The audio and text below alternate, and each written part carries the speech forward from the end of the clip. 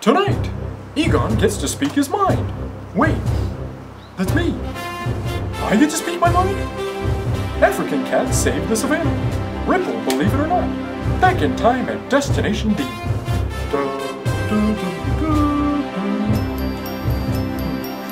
The Rise of Debbie Ryan. Disney in China. Take 2. Ice Cube's chilling film. The new Disney parade sounds sensational. Disney gets ripped off. I'm Egon Bonkers, reporting from the roof of the DNN building, and this is DNN.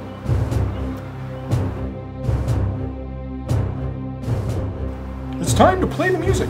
It's time to light the lights. It's time to see the Muppets in their full glory, like they used to be in the old days. The Muppets haven't had a regular TV show or a major box office hit in several years. That's an understatement. Okay, can we talk about the Muppets? No, really. This is going to be my first segment of Egon's Noggin, which is when the producers turn off the teleprompter and let me speak my mind. So let's talk about the Muppets.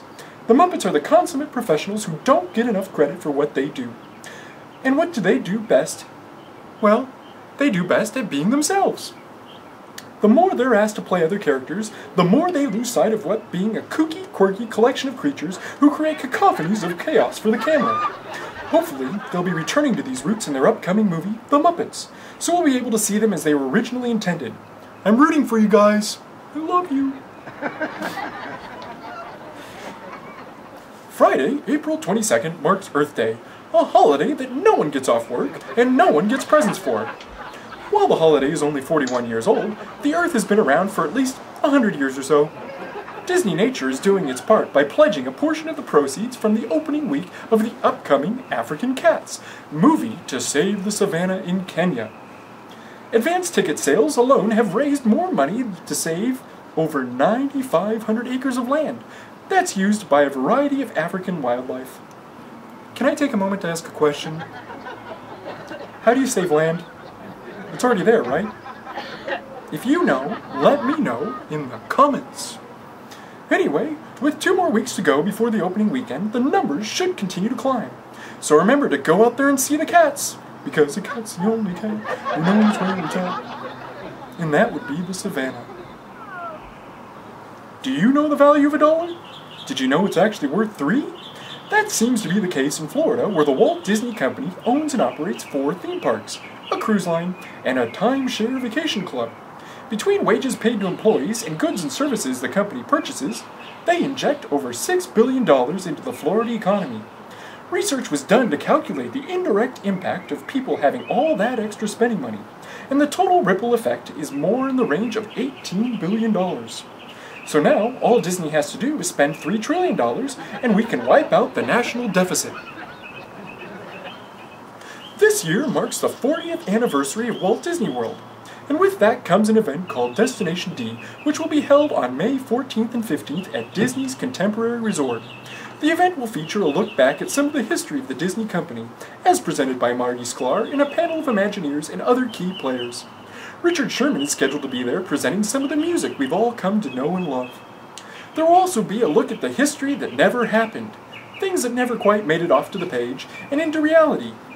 Tickets are $175 for D23 members, and a membership package starts at $34.99 for D23. You can buy tickets or find more information at their website at d23.disney.go.com. A long time ago, in a galaxy far, far away, a bunch of stuff happened, and a bunch of people really liked it.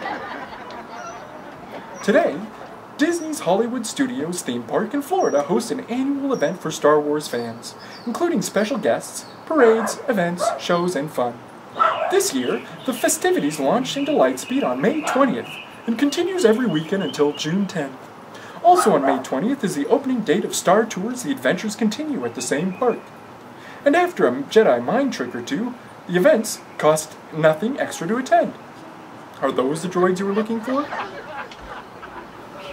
There's a new star on the horizon.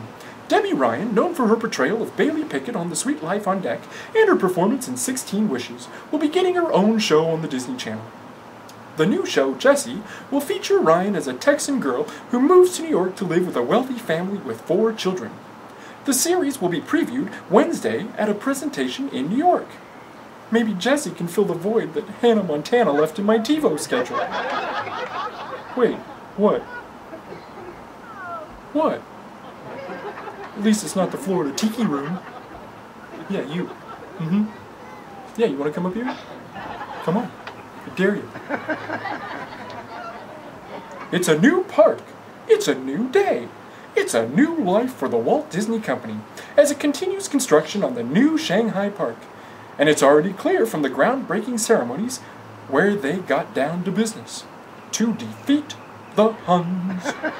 When the Hong Kong park opened in 2005, Disney didn't seem to anticipate the amount of visitors or their expectations, and ended up losing money in its first few years of operations. The Shanghai park, on the other hand, seems to be going about things more the Chinese way than trying to do China the Western way.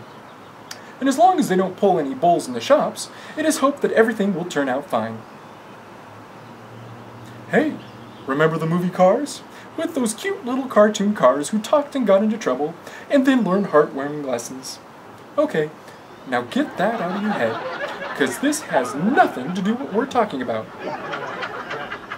Disney Studios have picked up Ice Cube's project, Chrome and Paint, an automobile movie with a little more grit in it. The original idea for the film to be hardcore, R-rated, and very, very real, but with the Disney label comes a few extra considerations. Of course, with directors such as David Fincher broadening the scope of a Disney movie, and what it means to a modern audience, we'll just have to wait and see. Details have been announced for the upcoming Soundsational Parade. The parade will contain performers banging on drums, steel drums, and eardrums. Floats will feature Mickey Mouse, The Little Mermaid, Disney Princesses, The Lion King, Aladdin, Peter Pan, Mary Poppins, and the three Caballeros. Caballeros?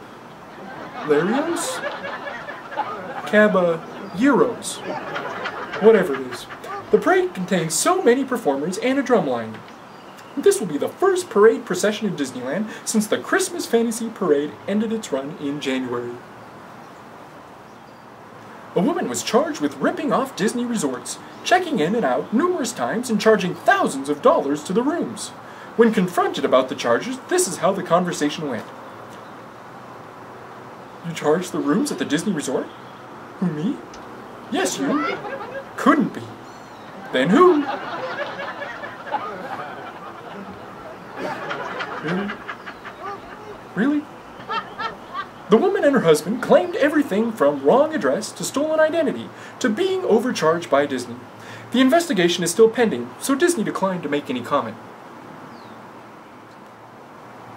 And now, weather with the beautiful, the delightful, the amazing LeVar Burton. Wait. Guys, that's not funny. No, it's not. Take it away, Megan. Thanks, Egon. Nice to see you out of the studio. Had I known that you even leave the studio, I would have invited you to dinner last night. Oh, man. My boyfriend wanted to meet you. Oh, man. Let's start off at the Disneyland Resort in Anaheim, California. Temperatures are staying between about 53 and 73 degrees Fahrenheit, with a few clouds at the beginning and the end of the week. But mostly, we'll be seeing a lot of sun in this Disney bubble. Heading over to Walt Disney World in Florida, Orlando, we're looking at temperatures from 65 to 91 degrees, with staying high and dry with nothing but sun in the sky. If you're looking for a tan, you're going to be very happy this week. If you're a vampire, maybe not so much. Heading across the way to Disneyland Paris Resort, the temperatures are staying in the range of 8 to 23 degrees Celsius, or 46 to 74 degrees Fahrenheit, with a few clouds rolling in towards the weekend and nothing but sun for the rest of the week. Hong Kong Disneyland looks like it'll be expecting some rain toward the end of the week, with some possible thunder and lightning. So best not to take your copper rods to the park this weekend. Temperatures are hovering in the range of 21 to 25 degrees Celsius, or 70 to 77 degrees Fahrenheit. So even though it's raining, you'll still be able to keep relatively warm. Finally, if you're heading back to the Tokyo Disney Resort, and we hope you all do, know that there will be showers at the beginning and end of each week, with a few days of unrainy clouds in between. The temperatures can get as low as 7 degrees Celsius and climb up to 19 degrees Celsius by Sunday, or if you prefer, from 45 to 66 degrees Fahrenheit. So bring an umbrella, bring a jacket, and bring some rubber boots so you can jump in the puddles. That's all for the weather. I'm Megan Reynes. Back to you, Egon.